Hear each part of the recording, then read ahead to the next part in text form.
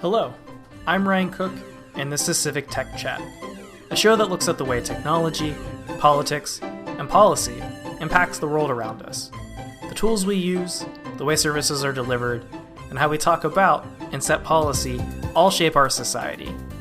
We'll gather around and have a chat about these things together and more. Before we get started, I do want to let you all know that we've started a Discord for the podcast. There will be a link with an invite down in the episode description. Do feel free to go check that out. It's a small community right now, but hoping to grow it. It's a great way to reach out to me and let me know things that you might want us to cover, or to just hang out and talk about civic tech. Sarah, thank you so much for joining us here on Civic Tech Chat. Could you introduce yourself and tell us a bit about what you do?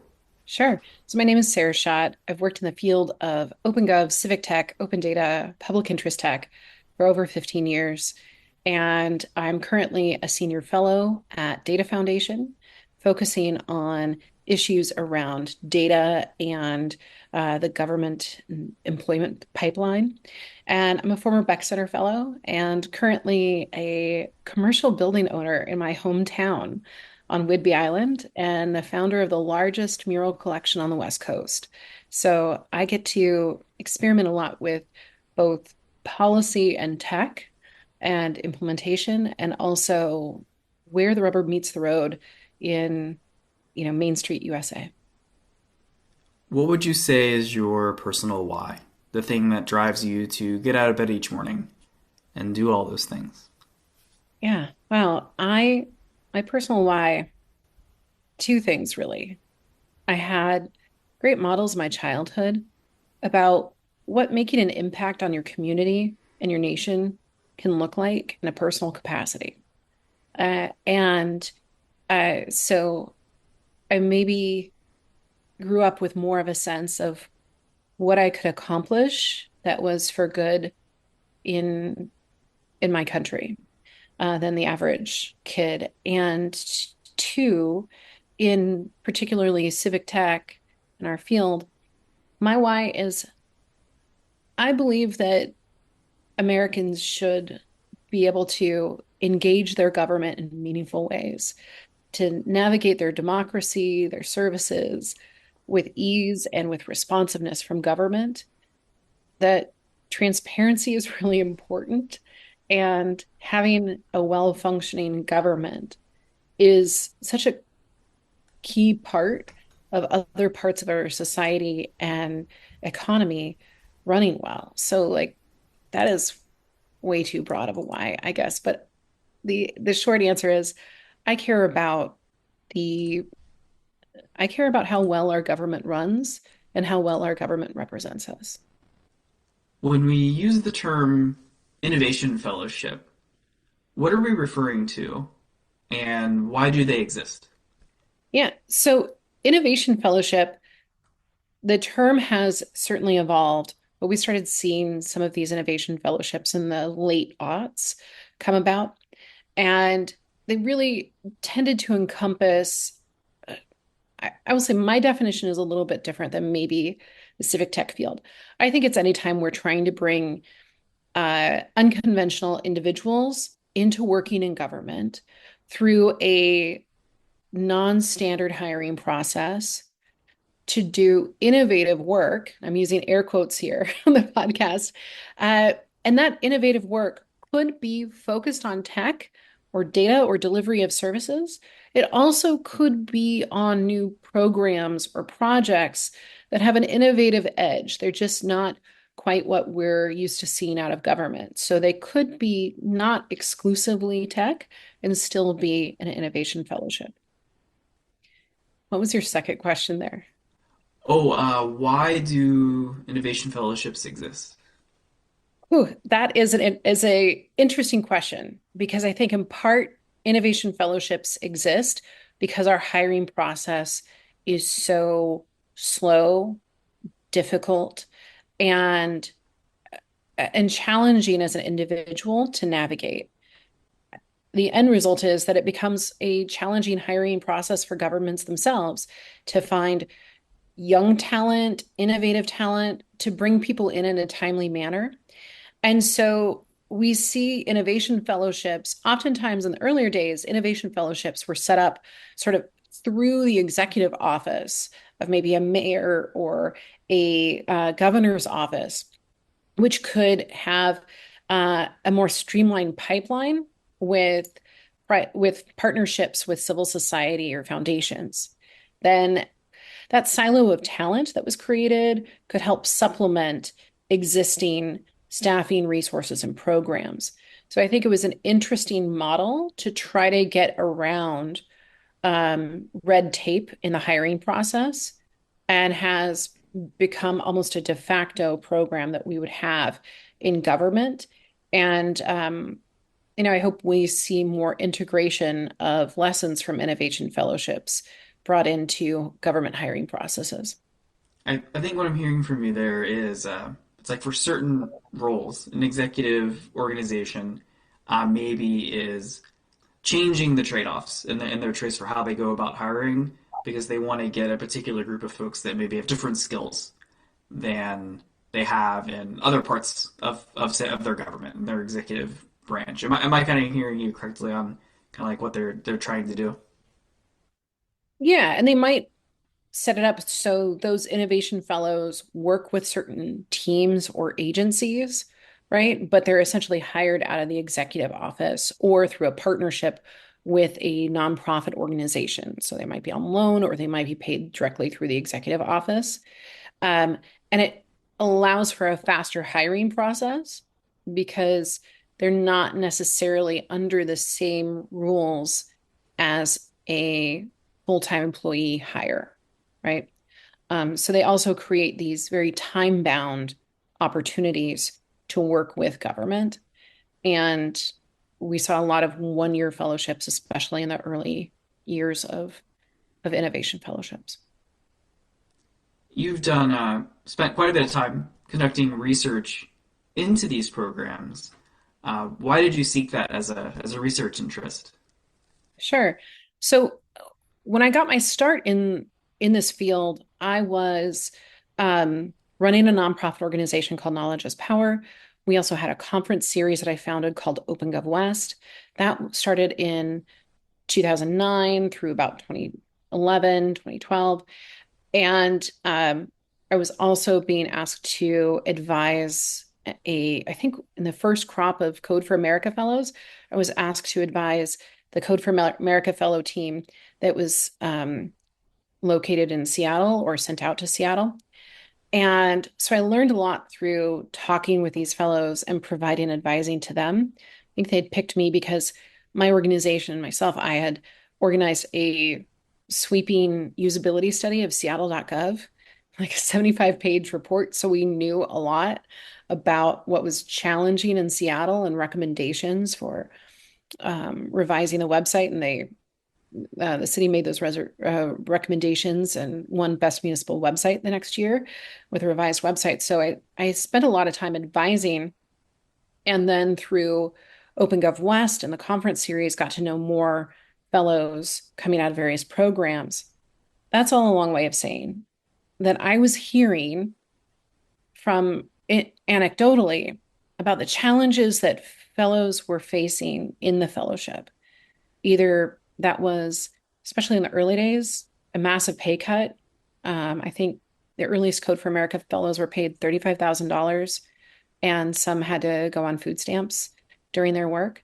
There were fellowships that I saw a lot of overhead for in terms of if you looked at their team that was doing the administrative work, it almost seemed like a 1-to-3 ratio of administration to fellows. That seemed like a high ratio to me. That's not data that I put in the report. It's just the observations that informed why I wanted to research. There were also many anecdotes that were popularized in the field that you would see, the shining stars of a innovation fellowship would be on stage at large scale conferences in our field telling their story about the big success they had or the innovative work they had, right? You didn't see, hey, here's a report on all of our outcomes. Here's what worked. Here's what didn't. Here's how much money we had to spend per fellow. here's the opportunity cost that came into play. There was no comparison of, well, if we had just hired our own internal team, or if we had upskilled our existing team, would we have been able to accomplish these things?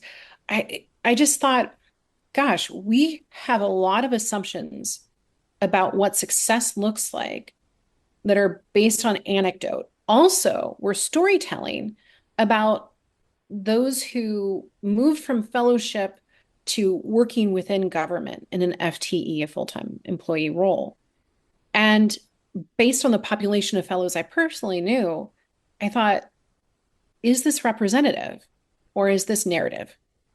Um, and so I thought, well, I can collect data and try to answer the question, do folks in innovation fellowships return to working in government? And then if so, what does that look like? Does it vary by program? So I took the three programs that existed at the time I started this research, which was started noodling on the idea in like 2014. I think I started gathering data in 2015. So I took Code for America, Fuse Core, and the PIFs, and went back to their earliest data on fellows that they had, and then tracked them through 2021 when I was at Beck Center. And I set out a couple of clear kind of guidelines for the research. I would collect the next two jobs that they took. So I wanted to, I knew that I couldn't track every job that they took, but I wanted to see, did the experience of being an innovation fellow sort of compel them or set them up to join government? For these folks who previously had not worked in government, that is also a big component of the innovation fellows, is that you're bringing in folks from the private sector and from civil society, right? So that's how I set it up. Even though new programs and innovation fellowships emerged, I stayed with the three that I had, because I was like, look, there's just going to be so many more variables that emerge with new programs. I don't want to stay as consistent as I can with the resources that I have to do this work. So I collected data on and off for 6 years, and which I think surprises people. But if you know me well, I will work on things for like, over a decade. I start something and like continue on. So anyway, I gather this data with assistance, and we collected as much data as we could from publicly reported information about their careers that these fellows were self-reporting, or their employers were reporting. And that meant that I was searching a lot of LinkedIn profiles, and I was searching at a cadence where if they posted something about their employment, I was going to pick it up. And maybe that employment data changed in the future. Like they went back and deleted something, but I had recorded what they reported at the time. So I tried to remain consistent and not going back and changing data based on what they reported at a later date. We'll dig into more detail from your report and build kind of the context for this question as we go, but why don't we start with like maybe the big question up front here. From what you found, do you believe these programs are working as intended? Are we getting good value out of innovation fellowships? I think it's how you define value. So if the value is produce new programs or technology, which are pilot programs, or enable a government to traverse a difficult time, like the first year or two of the COVID pandemic. Sure, there is value coming out of that. And there are certainly press releases coming out of these programs and blog posts on those successes. I think it would be useful if we're using the framework of projects or code developed or tech developed, that we have a report card out on each of the fellowships and what they produced, and what went well, what didn't, and then an update in a year or two on is that resource still being used? Um, because certainly, like I saw with some of the early fellowships, tech teams would come in as innovation fellows and they would build something in a code base that the city staff didn't know the coding language for, and so they couldn't maintain it, right? So I think you can both say, yes, it was successful that we developed something, but is it still in use 2 to 5 years later? Those are questions I think we need to ask about value. The other side of the value is, did this experience inspire people to do more work in government or government adjacent work? And how successful was the program at transitioning innovation fellows into government employment? And I got to say, I don't think that every program that is their goal, right? Some of these programs are trying to be a stopgap for challenges with innovation and hiring in government, and they're just trying to fix, this discrete problem in a specific amount of time. But if we're acknowledging that we do not have the staff and talent that we need to address emerging issues or chronic issues, particularly in our tech staff, and we're trying to sort of address that with a stopgap, I think we have to talk about opportunity costs. I think we have to talk about where is the value if are we investing in this, in innovation fellowships and less on the pipeline? Or, yeah, I think that there are so many value conversations that we can have that maybe our field is a little afraid to have at times. Getting into the report itself, how would you describe and I believe you started to get into this a little bit a couple questions ago, but how would you describe the methodology you used to kind of do the research and put the reports together? I would say it was a bit of an ecosystem scan in terms of if the ecosystem is fellows and their next two jobs after a fellowship are part of that data in the ecosystem. And so was just trying to track what existed and the trends amongst those fellows. Um, and I will admit, like, I don't think the data is perfect because there were a single digit number of fellows per program that I just couldn't track down. I even searched obituaries and death notices to see, did someone pass? And just can't find them now.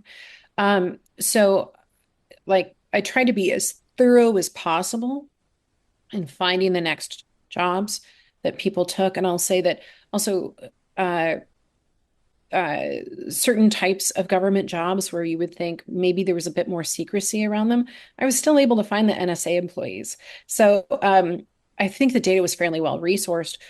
However, there was still 1 to 9% of these program fellows that I wasn't able to identify their post-fellowship employment.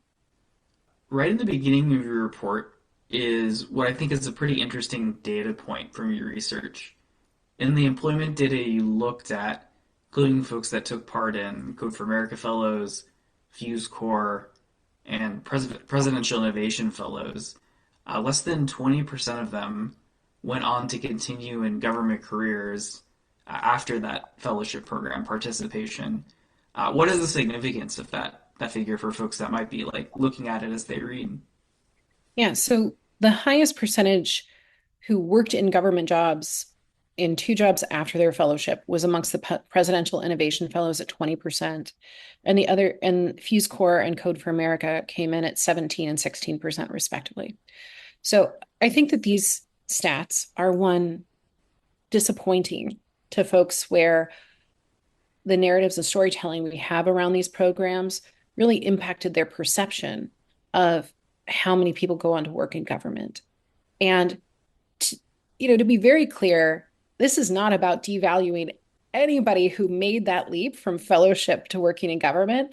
I think it proves just how hardworking and exceptional and well networked you have to be to make that transition and had to be really focused on moving into government. Uh, but I think it's disappointing for the field. Also, I think it's for folks who are hiring managers in government or senior level in government. I've certainly seen a lot of senior folks download my report. And it was interesting to find out from one Fed network blog that a summary of my report was the most read piece they'd had all year. So I think that this is really interesting to folks, even if it's not the outcomes that we were expecting for these fellowships. It's also interesting to see that some programs, their strengths really in terms of post-fellowship employment really played to folks in fellowships becoming a vendor to governments. And I define vendor as anything from you're now working for a tech company that sells exclusively or almost exclusively to government, or you're a consultant to governments. Yeah, you could even be in the reseller group to governments. I would put you in the vendor to governments group. So we saw rates of 28% to 13%. And often, and it was interesting to see between Code for America and the PIFs, this inverse relationship where PIFs were more likely to go on to working in government. Code for America fellows were more likely to go into the private sector and become a vendor to government. This reflects some of the dynamics I've seen in data on Teach for America and other fellowships that are trying to fill a gap in government employment. That when you're having a recruitment process that is looking for folks from Ivy League, folks from high paying tech jobs, where you're priding yourself on hiring, only 1% to 3% of the applicants, right? I think you're also perhaps setting yourself up for being in direct competition for post-fellowship employment with the private sector because you're recruiting from folks who expect a certain level of income or status in their career. And that is tougher for government to compete on. The programs we've talked about, again, for the listener, Code for America Fellows, Fuse Core, and Presidential Innovation Fellows were kind of groups that you focused on for your research. Why did you choose those specific programs as your representation for the whole of this space? They were well established at the time. They had data, right? They had classes of fellows publicly listed, or I was able to contact them and get the list of fellows that they had for certain years that they weren't publicly listed. And so then I was, originally when I started this research, I thought I'll just gather the data they have from the last 4 years or so, and be able to track the next two jobs. I quickly realized, like, one, sometimes people stay in jobs longer. And two, it was really interesting to follow the trajectory. So I just kept adding more years onto it. So that was, yeah, that was at the root of kind of why I was tracking. And I thought it would be complicating the data to add new innovation programs, innovation fellowship programs as they came out. I will say, in my role at Data Foundation as a senior fellow, we are currently looking for support to be able to update the data and add with our existing fellows list that goes to about 21, 22 to update, what do we see in their career paths and to look at newer fellowship programs and the trends in hiring amongst those fellowship programs.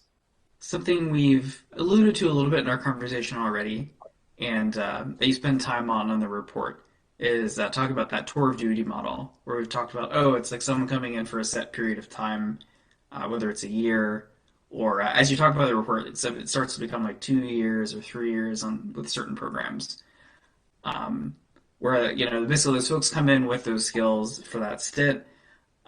What do you think are advantages and disadvantages for that sort of model?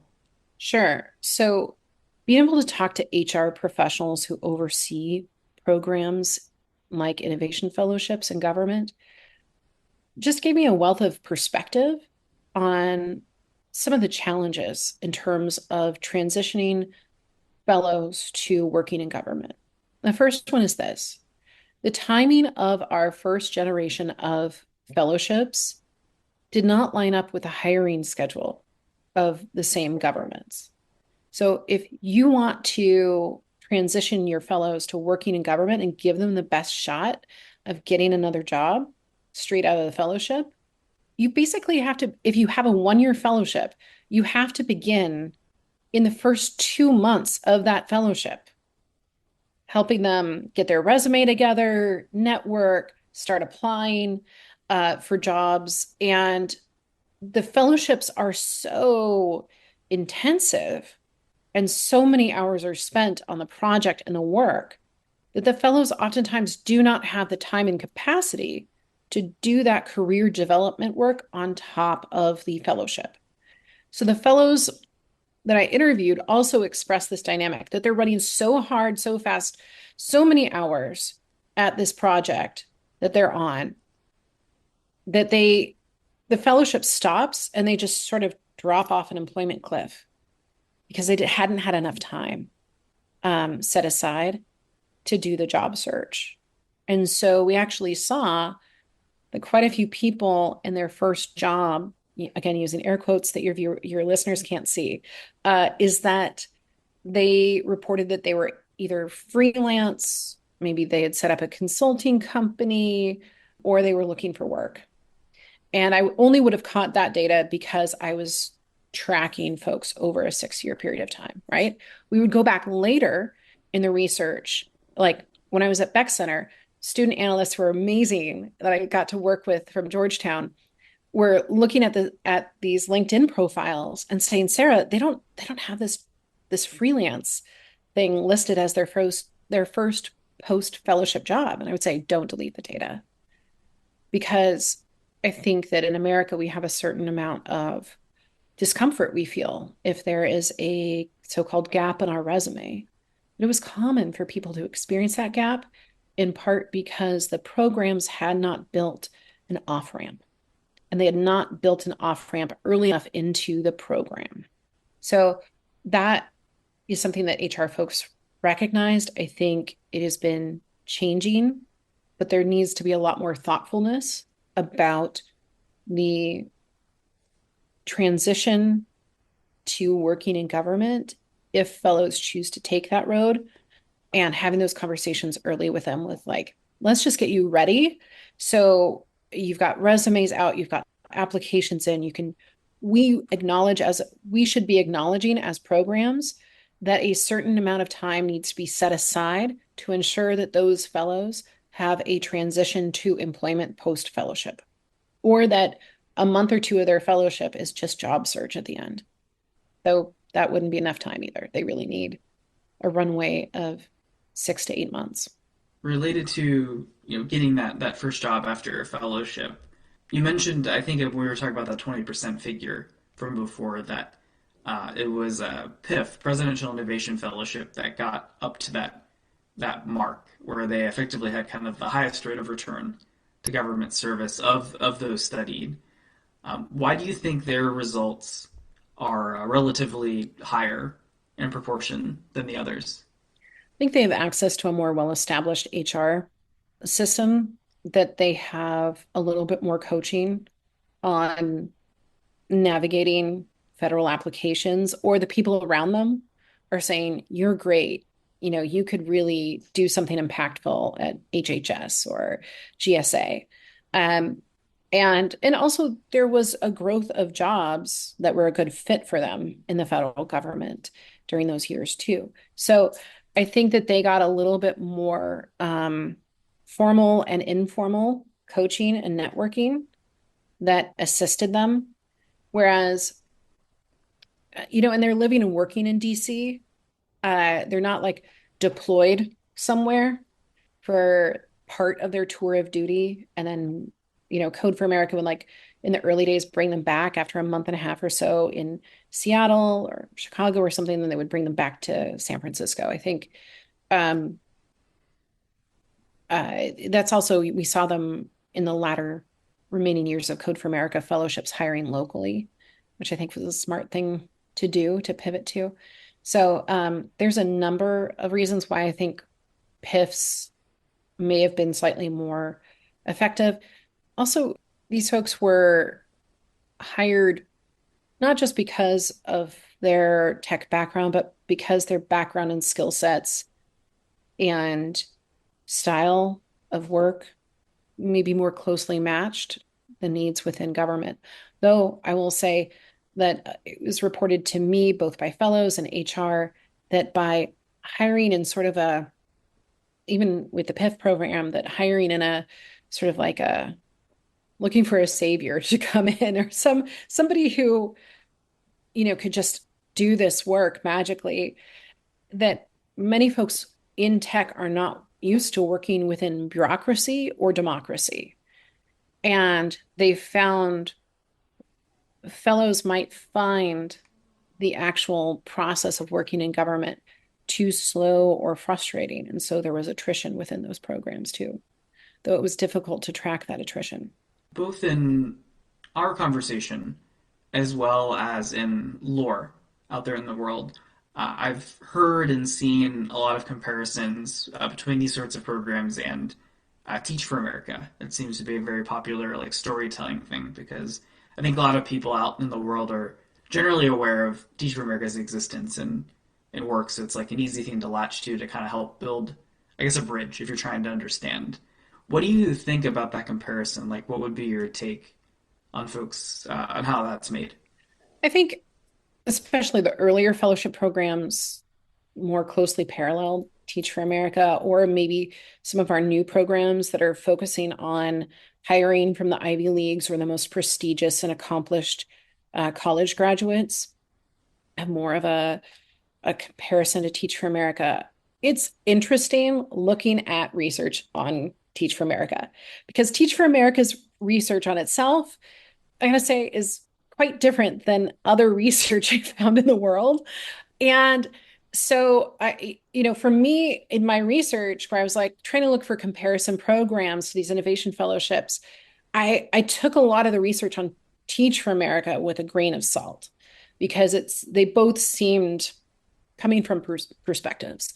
Um, but it was interesting to read research talking about, okay, this is like a program that is a high status program for already high status college grads to go into before they say join KPMG or Deloitte.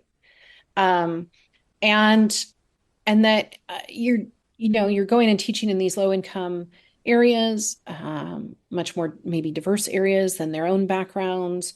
And is it representative or useful to send folks who do not feel authentic to the community that they're serving in and are maybe replacing uh, teaching staff or essentially being a stopgap where we're not working as hard on hiring and resourcing teachers and keeping teachers in. Instead, we've got Teach for America fellows cycling through. So there was also research finding that Teach for America, and certainly I found conflicting research on this too, but I found it interesting concept at least that many Teach for America fellows, if they went into the field of education after their Teach for America fellowship, it wasn't usually to teach again. They became lobbyists for charter schools. They became administrators. They became policy advocates. They went into some form of education, civil society, right? And they usually popped into leadership roles instead of direct service.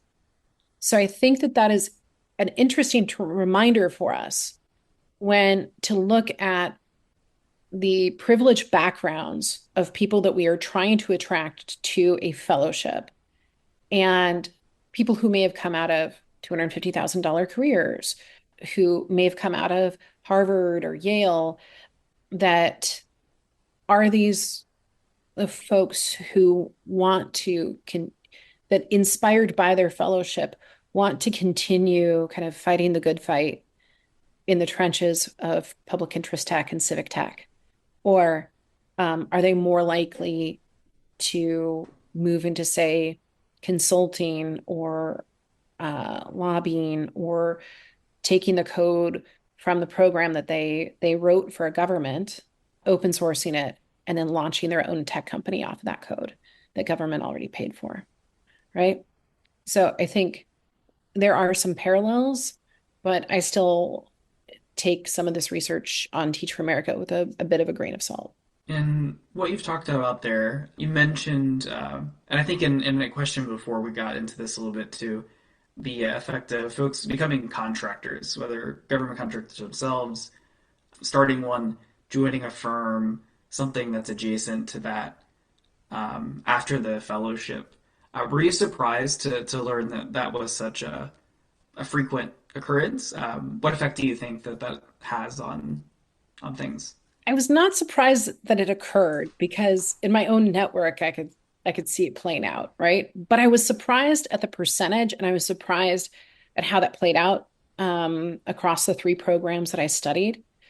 Um, I think it's really interesting to me how we frame this phenomenon within the civic tech world.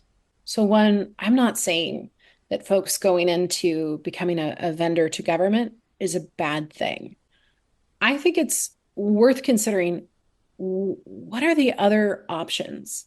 So could the code that was developed in a government funded or in tax exempt dollars funded through charitable contributions fellowship, was the code that was developed, could it go out on GitHub? And also, could it have been become a part of a software collaborative amongst governments and rolled into um, a program where that software reached more scale and more governments who funded its development?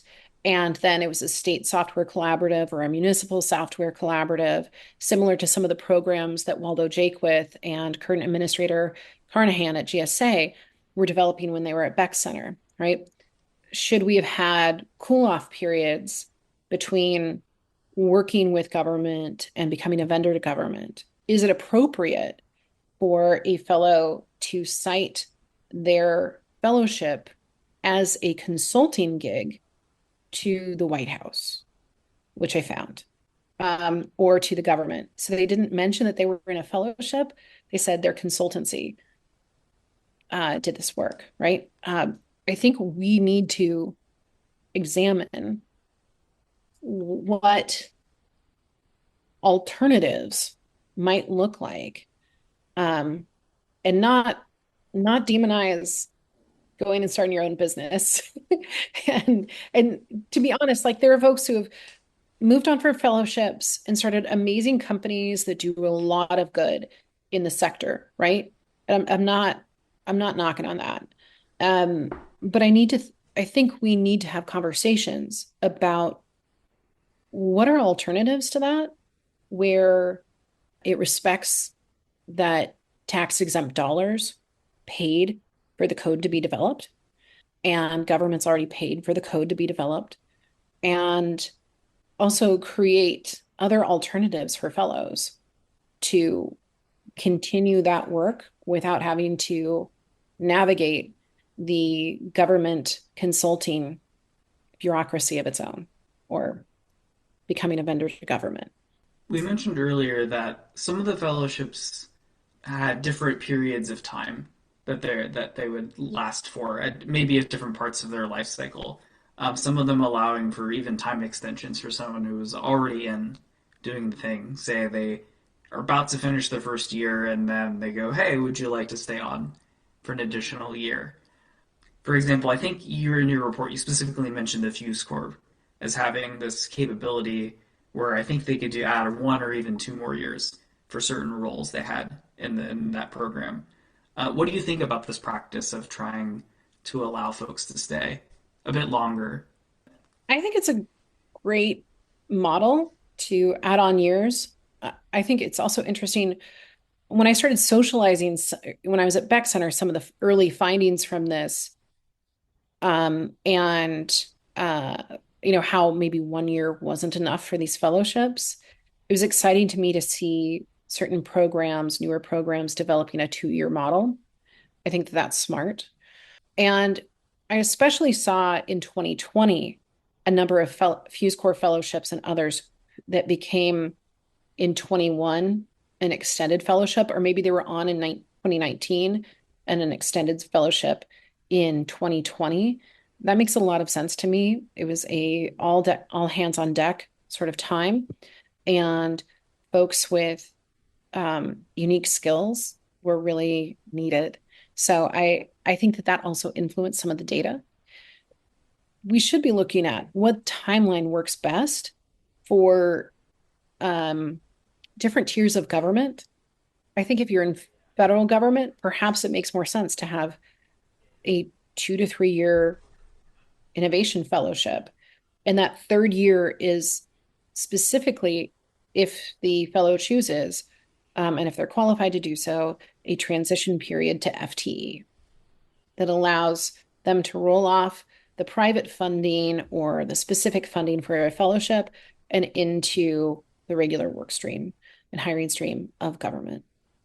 Maybe that changes for small city governments or state governments, but I also researched, it's not a part of my report, but in my time with Beck Center, I also produced a report for Beck Center that was funded by the Gates Foundation and through the state CDO network that was on the hiring needs of state CDOs.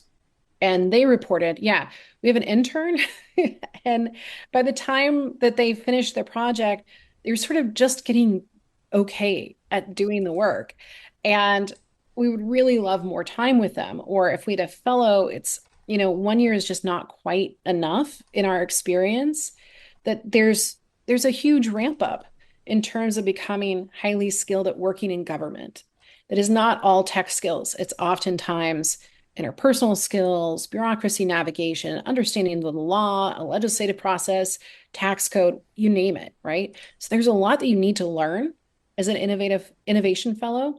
And I think we would see higher success rates in terms of what they're developing in their fellowship and their capacity to move into government if they choose, if they're in a 2-year fellowship and or a 2-year fellowship with a ramp off period.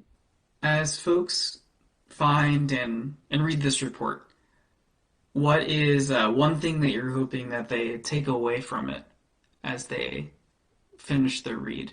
Can I tell you what I hope they're not going to take away from it? Oh yeah, go for it. And then I'll tell you what I hope they take away from it. So I hope what they don't focus on is the 20% or lower rate of people returning to government. It's an important stat, but the report overall tells the story of why are we selecting this model? It's asking questions on how do we do this work better, both in terms of outcomes, like the tech stack or the program outcomes and the impact for citizens, and how do we do better by the people who are in the programs? What are the opportunity costs that we haven't considered that are baked in to our current models and funding models? I think most of all, I want to leave people with kind of a fresh start in how to think about innovation fellowships and how to integrate them into government work and civic tech. That these are not necessarily bad things, but we need more data on how this is working out. What's the ROI? What is what are the alternative models that maybe might be better to try out for a bit? I just want people to like ask questions and investigate and to definitely celebrate the wins and the people who come out of these programs, and to also think about we've been through 10 to 15 years of innovation fellowships, right? They've been taking on a certain model and targeted a specific sector of American talent. And are these the heroes we're looking for? Are these the outcomes we want?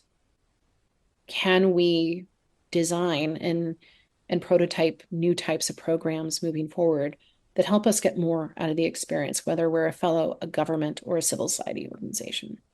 As you think about the future, what sort of research would you like to see as follow-up to what you've done?